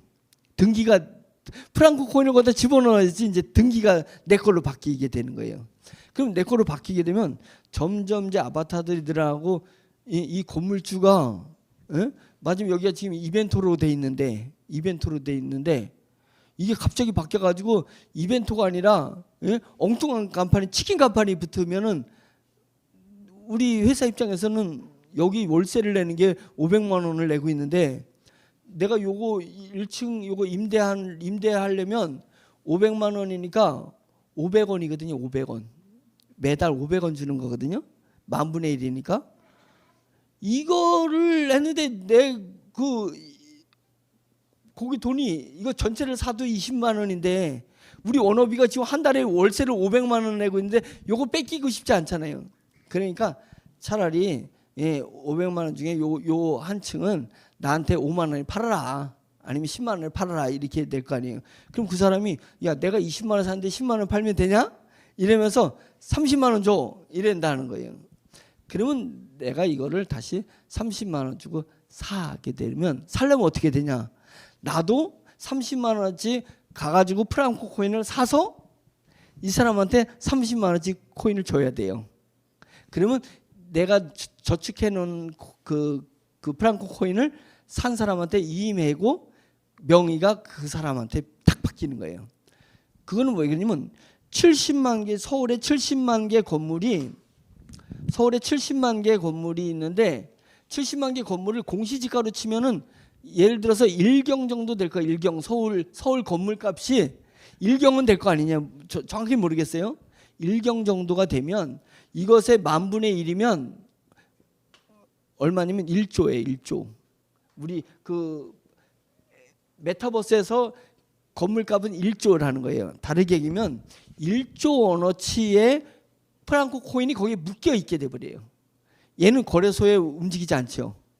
누군가는 분명히 사가지고 갔는데 얘는 시장에 안 내놓고 묶여 있는 게 1조가 되면 1조면은 1조 원어치가 이 서울에 묶여 있게 되면 우리 코인이 얼마 정도 가치가 있어야 되냐면 50조에서 100조 정도가 됐을 때 1조가 묶이는 겁니다. 왜냐면 나머지 거래를 해야 되잖아요. 지금 이 규모입니다. 그래서 그러면 50조에서 100조가 되려면 예를 들어서 서울만 해가지고 100조라고 생각하면 100조면 우리 코인이 100억 개가 발행돼 있잖아요. 100억 개가 100조 되려면 한 개가 10,000원이 올라가는 거예요. 10,000원이 돼야지 100조예요. 그리고 코인가가 10,000원까지 치솟아 올라간다는 거예요. 이게 서울 거래가 이루어지게 되면. 그러니까 이게 서울만 되겠냐? 이거 서울, 경기도, 전국 전체, 그다음에 상하이, 예? 북경, 예? 베이징, 그다음에 저쪽 가서 뉴욕, 두바이 막 이게 이제 늘어나잖아요. 건물을. 이 모든 건물을 매매를 하려면 우리 프랑코 코인이 거기다 탑재가 돼야 돼. 탑재가 돼야지 매매가 일어나는 거기 때문에 이게 묶이게 되는 겁니다. 그러면 이 묶이는 걸 위해서 이게 지금 우리 서울만 해도 이렇게 올라가는 건데 이게 그냥 계속 올라가게 될 거라는 거죠. 코인이. 그래서 이 프랑코 코인은 진짜 대단하게 만들어진 거고 그러면 그걸 우리를 흉내내고 다른 데가 한다. 그게 어려워요. 왜 어렵냐면 제가 설명을 드릴게요. 서울을 우리가 똑같이 만들어놨어요. 서울을. 아니면 전 세계를 똑같이 만들어놨어요. 누가 이걸 똑같이 우리를 따라 하려면 건물이라는 게 막 디자인이 되는 게 아니잖아요. 현실을 똑같이 만드는 건 하나면 돼. 두 번째 사람이 똑같이 만든다 해서 사람이 이 건물에서 생활하던 사람이 다시 그 사람 메타버스로 들어가진 않아요. 예, 먼저가 중요해요. 여기서 한번 판을 열면 안 바뀌는 겁니다. 그래서 그리고 이게 막대한 돈이 들어가는 거기 때문에 누가 모험을 걸고 내가 후발업자로 만들질 않는 거예요. 지금 네이버를 네이버가 돈 많이 번다 그래서 누가 네이버를 창업할 사람이 누가 있겠냐고요. 대기업도 안 하잖아요. 대기업도 네이버는 이미 네이버라서 네이버를 능가하는 뭐 인공지능 네이버 MS가 진행하는 챗GPT 그런 플랫폼으로 하지 않는 한은 네이버 같은 건 안 만들어요. 그러니까 우리가 현재 있는 현실 도시를 똑같이 만드는 사업은 아무도 안 따라한다. 예, 지금 독과점이라는 거죠. 그러면 이거 많이 하는 사람들이 3D를 만드는 사람들이 얼마나 기술자들이 많은데 이걸 누가 그러면 그들도 하면 안 되냐? 그들이 사람의 힘으로 3D를 만드는 것은 10년 이상 걸리고 1,800억이라는 막대한 돈이 들어가야 돼요. 서울시를 하는데 우리는 인공지능으로다가 하는 엔진을 가지고 있으니까 이 엔진을 보유하지 않는 한은 누구든지 우리랑 경쟁해서 이길 수가 없습니다. 그럼 이 엔진을 개발하냐? 특허가 50개가 걸려 있어요. 우리 엔진에. 그래서 이 엔진을 가지고 지금 리얼 메타버스 프람을 만들고 있기 때문에 감히 초반에 따라오기는 힘들 거다. 그래서 저희가 70%의 지분을 그 나라에 투자하는 사람한테 주고 우리는 각 나라의 30% 지분만 갖는 거예요. 왜? 버는 건 니네가 70% 가져. 난 30%만 갖게. 진짜 회사가 누리는 거 볼까요? 두바이가 만들어지고 말레이시아가 만들어지고 뉴욕이 만들어지는데 각자가 70% 수익은 가져갈 거예요. 근데 문제는 뭐냐면 우리가 가지고 있는 이 자산 프랑코 코인이 상상을 초월하게 뛴다는 거예요. 이 자산 가치가 어마어마한 거고 이 자산이 이동하는 데에 수수료가 엄청나게 붙는 거예요. 저희는 그걸 보고 지금 가는 거기 때문에 그 나라에 우리 메타버스 프람을 100% 자기 자금으로다가 진행하는 회사, 예, 그 회사한테 70% 줍니다. 지분을. 그래서 이제 사우디아라비아하고 유럽 두 개를 달라고 한 거예요. 70%를 자기네가 전 돈을 다 댄다고. 그 부호 43위 부호 있다 그랬잖아요. 계약서가 저한테 왔어요. 예, 왔는데 제가 지금 고민하고 이제 결국은 다음 주에 만나야 되는 부분이라 야 이거 거기 돈을 써야 되나 이제 이래고 고민하고 있는 부분이 있습니다. 그러니까 과감하게 70% 주는 이유는 뭐예요? 코인 가상자산에다가 저희는 의미를 두고 있다. 이거는 나눠주는 게 아니거든. 가상자산은 우리 거거든. 예, 그런 부분이 있기 때문에 이제 그렇게 하고 있습니다.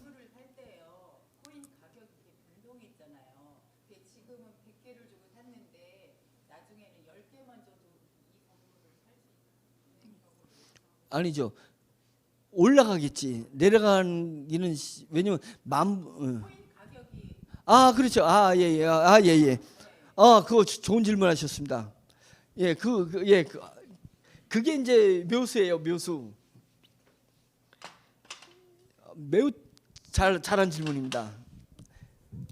이게 이 건물이 10억짜리 건물이에요. 실제는 그 딱 나와요. 공시지가가.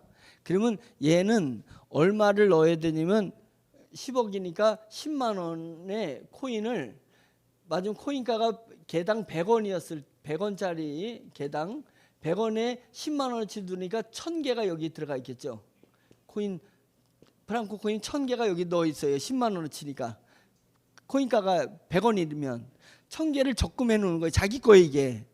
근데 시간이 지나가지고 건물가는 똑같았는데 얘가 1000원이 됐어. 하나가 1000원이 됐어요. 걔가. 그러면 얘는 10만 원만 넣어 있으면 되잖아요. 그러니까 자기가 빼야 돼 얘를. 누구한테 팔 때 파는 건 파는 거고 여기에 100개면 되잖아요. 이제 1000원이니까. 100개면 되니까 100개는 그 사람한테 이임하고 900개는 자기 거로 만들어내는 거예요. 만들어내고 이 사람한테 10만 원인데 이때 가격은 30만 원으로 뛰었을 거 아니에요. 예를 들면 그러면 자기는 30만 원이니까 코인이 1000원이니까 300개는 300개 받고 여기에 적금했던 건 900개는 900개 받는 거예요. 그래서 적금 제도로 바꾸는 거예요. 맨 처음에는 우리가 그 코인을 받으려고 했거든. 본사가. 그러면 시간 지나면 이게 코인가가 올라가니까.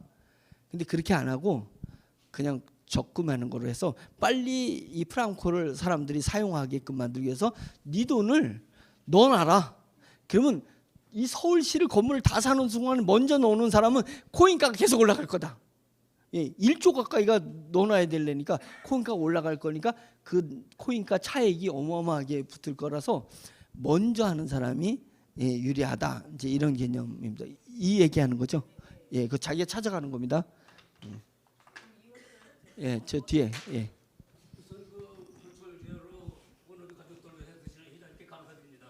네, 고맙습니다. 여쭙고 싶은 것은 저 잘 이런 계통을 잘 몰라서 여쭤보는데 저희가 받았던 그 G딜러, K딜러 코인하고 네. 이 프랑코 관계는 어떤지 한번 말씀해 주시면 좋을 것 같은데. 예, G딜러 이벤트 코인, EBTC 코인은 저희가 다 누가 얼만큼 가지고 있는지가 기록이 돼 있어요. 예, 기록이 돼 있는데 이것을 그때는 제가 이렇게 생각을 했어요. 이 EBTC 코인을 프랑코 코인이 아니라 지금 다른 코인을 만들려고 했었어요. 요거에 준하는 다른 코인을 만들어서 요거를 1대1로 바꾸려고 했었습니다. 코인 개수랑 새로 만든 코인하고 1대1로 바꿔주려고 했었습니다. 왜냐면 그래서 요게 핸디 코인을 이렇게 상장한 코인을 잡으려고 했었던 거예요. 근데 핸디 코인이 사고가 터진 거잖아요. 그래가지고 국리군리를 한 거예요. 이걸 코인 만드는 건 우리가 코인 만드는 회사니까 쉽게 만들거든요. 그럼 뭐 하나를 만들고 이렇게 이제 1대1로 할 수 있는 나중에 1대1로 할 수 있는 걸 해볼까 이렇게 생각했는데 그때 상황은 이거 웬만한 코인 만들어 가지고 우리 그 다운돼 있는 이 분위기를 살리기가 어려웠었어요. 그래서 저희가 결단 고민하다가 프랑코 코인을 미리 땡겨 가지고 먼저 그냥 프랑코 코인을 내놓은 거예요. 근데 이 프랑코 코인은 너무 가치가 위로 올라가는 구조예요. 우리 워너비에 그냥 총력이 여기 들어가는 거니까. 그래서 이 프랑코 코인은 그렇게 해서 1대1로 해주면 프랑코 코인이 확 다운이 돼버려요. 그래서 이때는 이때 금액에 맞춰서 얘가 말하자면 금액을 100개를 가지고 있는데 100개가 100원이라고 생각하면 10,000원이잖아요. 1만 원. 근데 이 프랑코 코인은 지금 10만 원 돼 있잖아요. 예를 들면 10분의 1을 주는 거죠. 여기 그 금액에 맞춰서. 그렇게 하는데 그 가치 기준을 잡는 것은 본사에서 혼자 잡는 게 아니라 우리 운영위원하고 같이 협약해서 몇 대 몇으로 줄 거냐. 이거는 그때 고민을 하겠습니다. 예. 그것이 이제 이 프랑코 코인이 자리를 딱 잡을 때니까 못해도 6월은 지나야지 되지 않겠나 싶습니다. 네. 네. 네.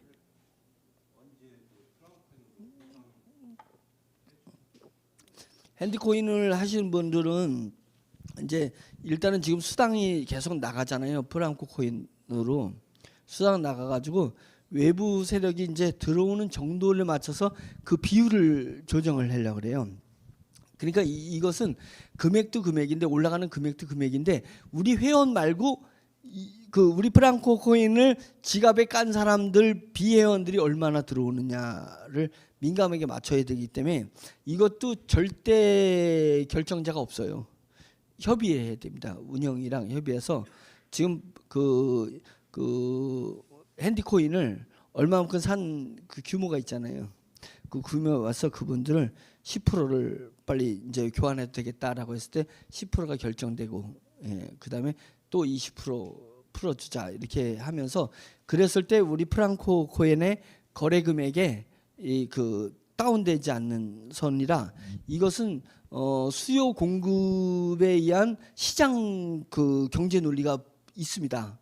그거는 다 같이 이렇게 의논해 보면 대본이 나와요. 한번 이렇게 던져져 보면 근데 그거보다 우선내는 게 뭐냐면 제일 먼저 거꾸로 돌아가는 게 제일 먼저는 수당이라고 안 했지 지원금을 계속 매일 주잖아요.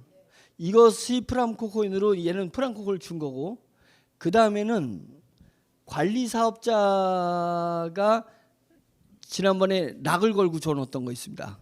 그 관리 사업자 락이 해결이 돼야 되고 그 다음이 그 핸디코인 분이 그걸 풀어주고 그 다음이 이벤트 코인을 가지고 있는 분들 이렇게 이제 최신순으로 이렇게 거꾸로 들어가면서 락이 프랑코를 교환하는 그런 단계가 있으니까 그거는 시장 논리로 해야 돼서 제가 언제 뭐 어떻게 할 수는 없는데 그래서 이제 요 코인 올라가는 속도를 좀 봐야 되겠습니다. 예.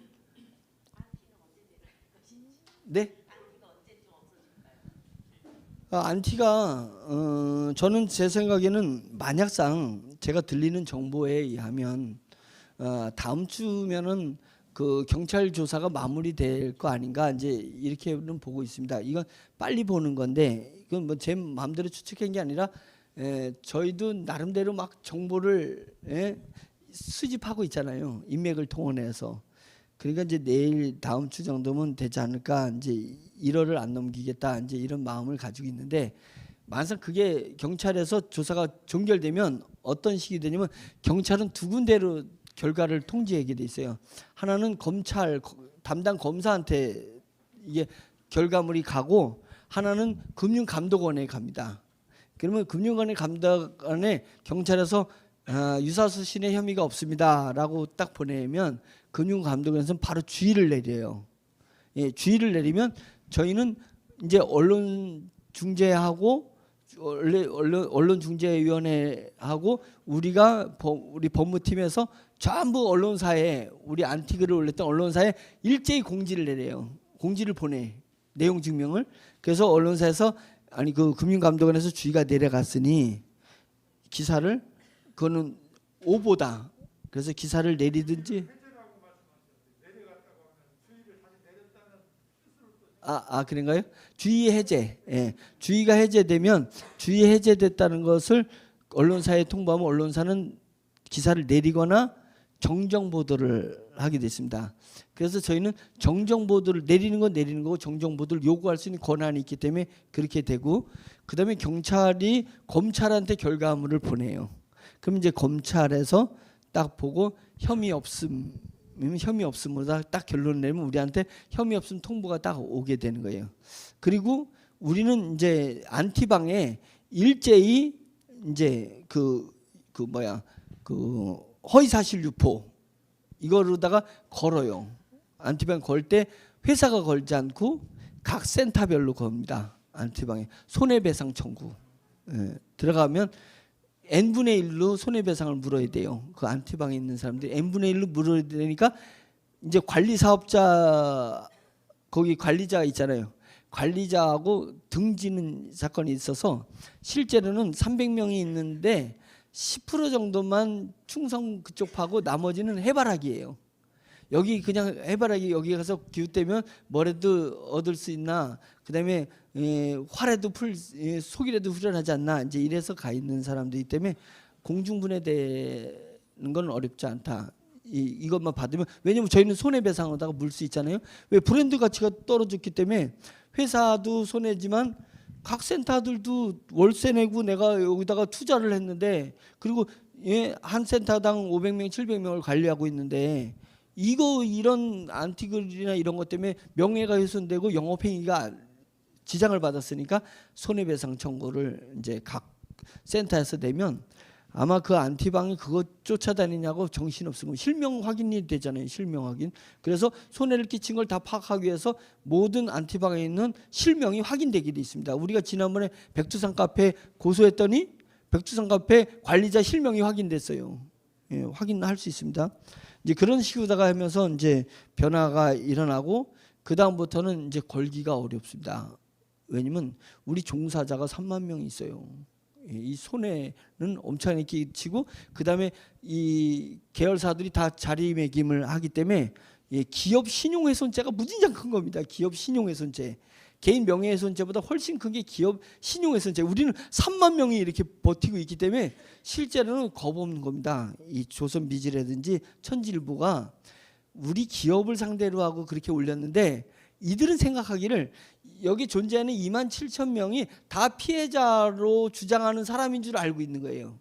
그 안티들이 그렇게 얘기를 했으니까 이건 천부당 만부당이에요. 왜 그러냐면 우리 종사자들이 27,000명 딜러들이 회사를 걸고 나 피해자라고 얘기한 적이 없잖아요. 그잖아요. 그러니까 결국 뭐냐면 27,000명의 영업 활동을 회방하게 된 거예요. 피해자가 아닌 종사자인데, 종사자를 증명하는 건 뭐냐면 탈퇴 안 했다는 거하고 원천세를 냈다는 겁니다. 원천세를 우리가 미리 떼가지고 냈을 뿐이지 각자가 낸 거예요. 내가 여기서 워너비 그룹의 종사함으로 인해서 내가 받은 돈을 세금을 냈잖아요. 원천세.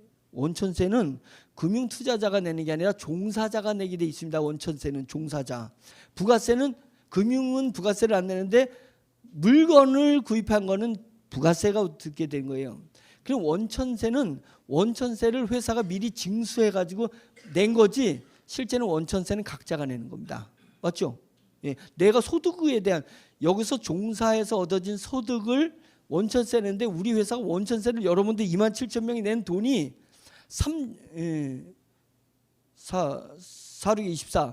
2,400억 원어치에 해당되는 원천세를 낸 거예요. 우리 회사는. 여러분들이 27,000명이 2,400억 원에 준하는 원천세를 3.3% 몇 프로였나? 예, 그걸 냈단 말이죠. 국가에다가.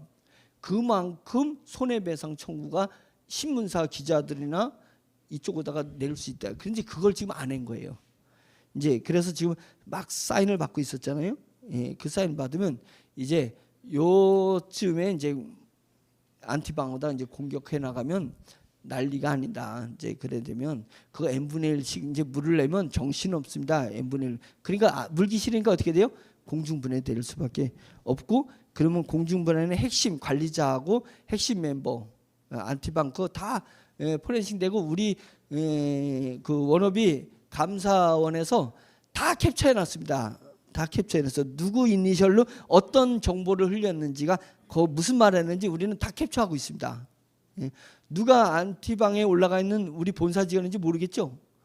아무도 모르죠. 우리가 무작위로 들어가서 다 캡처하고 있기 때문에 이제 고소할 때 그 캡처할 때 이건 불법적 허위사실 유포를 시킨 거잖아요. 거기서 그런 사람들을 딱 골라가지고 실명 밝히고 손해배상 청구가 들어간다. 이제 이 부분입니다. 그래서 이제 그거는 거의 다 끝났다고 생각이 듭니다. 예, 하나만 이제 4시 됐는데 하나만 하고 마치겠습니다. 우리 회원들 중에 우리 회장님은 어려운 사람을 분리를 못해서 그런 사람들을 지원을 못한다고 지난번에 몇 번 얘기를 하셨는데, 굳이 그거를 데이터를 못 잡았는지, 데이터를 잡으려고 하면 어떻게 잡으려는지. 지금 우리 회원들 중에 작년 8월 달부터 그 신용 불량자, 파산 이쪽으로 간 사람들이 많을 텐데, 그런 사람들은 원음 위반하는 사람들이거든요. 다른 투잡 쓰리잡 하는 사람들은 파산하는 사람 없어요. 다 괜찮아요. 그렇지만 진짜 우리 회장님이 원음 위반 믿고 해라 해가지고 원음 위반 믿고 한 사람들이 이제 뭐 카드를 못 쓰게 된다든가, 은행이 정지가 돼가지고 통장을 못 쓰는다든가, 결국은 신용 불량자가 됐다든가 파산했다든가 이렇게 됐는데, 이 사람들을 어떻게 좀 그것으로 조정이 좀 가능할지. 네, 그 우스갯소리인데요. 선과 악으로 천국 갈 사람과 지옥 갈 사람을 구분하려니까 처음에는 10,000가지 죄를 지은 사람은 지옥 보냈대요. 그런데 9,990번 죄 진 사람이 그러니까 그 뭐라 해나 그 뭐좀 이건 제가 비유를 잘못했네. 이 기준을 잡기가 어렵다는 거예요. 이게 기준을 조금씩 이렇게 하면 모든 사람이 다 천국 가야 되고 모든 사람이 다 지옥 가든지 해야 돼. 이 기준점이 없기 때문에. 그래서 지금 워너비에서 가장 이제 어려운 게 이제 고통을 토로하는 분들이 있습니다. 우리 상담실에 와서도 있고 저한테 개인적으로다가 그 카카오로 이렇게 호소하는 분들이 있는데, 우리는 공평하게는 못하지만 공정해야 되잖아요. 이 공정의 기준 잡기가 너무 어렵습니다. 그래서 이거는 뭐 하나님도 힘들어요. 이 그분의 고통의 이유가 워너비 때문인지 원래부터 누적된 것에 워너비가 활용 정점을 찍은 거지 이제 그런 건지, 이제 이런 것을 구분하기 매우 어려워서 저희가 본사가 하는 행동, 본사가 결정한 게 코인 주는 방식을 결정했습니다. 그러면 어려운 분, 그래서 코인이 20%를 높게 책정해서 주는 거예요. 그러면 35원에 거래되면 얘를 42원에 준 거잖아요. 40원 기준 주니까 여유가 있는 분은 내가 왜 손해봐, 좀 기다리지 이런 거고, 당장 어려운 분들은 35원에도 매각하기도 하고 그 다음에 25원에도 매각하기도 하고 이제 이런 부분들이 있어서 지금 어려운 분이 10원에도 매각을 하는 거예요. 뭐 당장 내가 얼마라도 건져야 되는 상황이 되면 10원에도 매도를 해서 돈을 만드는 분, 이런 부분들이 진짜 어려운 부분이 있어요. 그래서 저희가 빨리 가급적이면 코인을 빨리 받쳐서 그분들이 조금이라도 덜 손해를 볼 수 있도록 30원 이상으로다가 이제 밀고 가려고 하는 거니까 그 부분 이렇고, 하나 더 얘기를 하면 제가 이제 약속한 게 있습니다. 이들이 안티가 됐든 워너비에서 탈퇴가 됐든 우리는 그 공식에 의해서 50% 이내에서 수당을 저희가 60% 수당이 나갔잖아요. 돈이 들어오면 60% 이상이 수당이 나간 거거든요.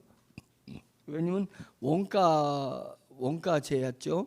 그다음에 40% n분의 1 나갔죠. 그 영업한 분한테 20% 수당 줬잖아요. 그는 뭐가 됐든 매출이 떴을 때 그것을 전 회원들한테 본사 그 은행으로 들어온 게 아니라 전 회원한테 수당으로 나간 거거든요. 그 얘기는 뭐냐면 매출 치고 들어온 분도 다음 사람들이 매출 뛴 것에 자기도 받을 권한을 획득한 거기 때문에 자기가 권한이 있다면 자기 것도 수당으로 나가는 의무가 있는 거잖아요. 그래서 법에서는 해석하기를 그 수당을 빼고 나머지를 환불해야 된다 이렇게 법리 해석이 나왔기 때문에 우리는 그렇게 한 거예요. 그러니까 회사 차원에서 볼 때는 그게 맞고 그분 입장에서 봤을 때 내 주머니에서 돈이 1,000만 원이 나갔는데 왜 나는 환불하는 게 400만 원밖에 못 받았냐. 그리고 나는 600을 손해본 거예요. 그분 입장에서는 600을 손해본 거예요. 회사 입장에서는 당신이 받을 권한 때문에 당신도 의무가 있다. 왜? 나는 사람한테 준 수당을 당신은 감해야 된다. 이 얘기입니다. 그러나 법리적으로 봤을 때 14일 이전에 아무리 우리가 수당을 줬다 해도 14일 이전에 환불 처리를 하게 되면 전액 주게 돼 있습니다. 예, 저희 그렇게 돼 있습니다. 왜? 14일 동안에 누구한테 유혹에 넘어갔든지 홧김에 했다든지 뭐 이런 여러 가지 실수로 물건을 살 수 있으니까 그때는 100% 환불해 드리고 14일 넘었을 때는 수당 준 것을 빼질 못하니까 50% 이내에서 그렇게 환불이 되는 거예요. 그러나 그분 다시 거듭 말하지만 그분 입장에서는 손해를 봤어요. 그러니까 억울해. 예? 누구한테 잘못 소개받던 내가 착각했던 내 주머니에서는 1,000만 원 나간 건 사실인데 내 주머니에 들어간 건 400만 원밖에 안 들어갔기 때문에 600만 원의 손실 부분이 있다는 걸 우리는 다 기록돼 있어요. 그래서 그것은 우리가 이제 안정화되고 이제 드디어 해외에서 돈 들어오고 그래서 우리가 40%는 안정적으로 우리 회원들한테 주고 40%는 위기가정 아이들한테 줄 때 그때 위기가정 아이들한테 주는 것을 일정 부분 늦춘다. 예. 40% 우리 회원들한테 주는 건 주되 위기가정 아이들한테 주는 건 일정 늦춘다. 언제까지 늦추냐면 지금 그 600만 원 손해 본 사람들을 전부 다 우리가 보상한 후에 아이들을 돕겠다. 이게 제가 누차 언급한 그 부분입니다. 그런데 이제 이 손해 본 분들은 안티방에 가서 집단 활동을 하고 교회 와서 손을 막 내밀고 이렇게 하면은 해결해 줄 거라고 생각하는데 그거는 제가 원칙을 지키잖아요. 우리 회사가. 그렇기 때문에 눈도 끔찍하지 않습니다. 예. 그리고 때 쓰는 사람한테 주면 때 안 쓰는 사람이 바보가 되는 세상이 돼버려요. 바보가 되는 세상이 돼요. 그거를 우리가 만들 수는 없지 않냐. 차라리 때 쓰는 사람을 늦게 주고 때 안 쓰는 사람을 먼저 줘야지 되는 게 맞습니다. 예, 그죠? 예, 그래서 우리 여러분 주변에 혹시 탈퇴한 분이 있거든. 지금은 법리상 그렇게 줄 수가 없어요. 주면 배임이 돼버립니다. 수당은 다 나갔는데 본사는 들어온 게 얼마가 없는데 그것을 환불을 그 이상을 해줄 수가 없습니다. 그러면 우리가 이 3만 명이 남아있는 분들에게 손해를 끼치는 거기 때문에 배임에 들어갑니다. 제가. 저는 죽었다 해도 못하죠. 예? 변호사가 주라고 하는 이상은 할 때까지는 나는 못 준다. 그러니까 지금은 불가능한데 그러나 이제 우리가 잉여 수익이 나서 아이들을 도울 때는 반드시 우리 원업이 때문에 손해봤다는 사람이 있어서는 안 되지 않냐. 한쪽에서는 착한 일하고 다른 쪽에서는 욕 얻어먹는 일은 해서는 안 되기 때문에 그거는 반드시 우리 회사가 지킨다. 예, 그건 지킬 거고 예, 그분들은 그래서 번전에도 찾게 되고 남아있는 분들은 평생 노후를 보장하는 그런 아름다운 그 환경으로 우리가 나아가는 것 아니겠습니까? 그건 제가 약속할 수 있는 부분입니다. 자, 여기까지만 하고 오늘 마치겠습니다. 감사합니다. 네.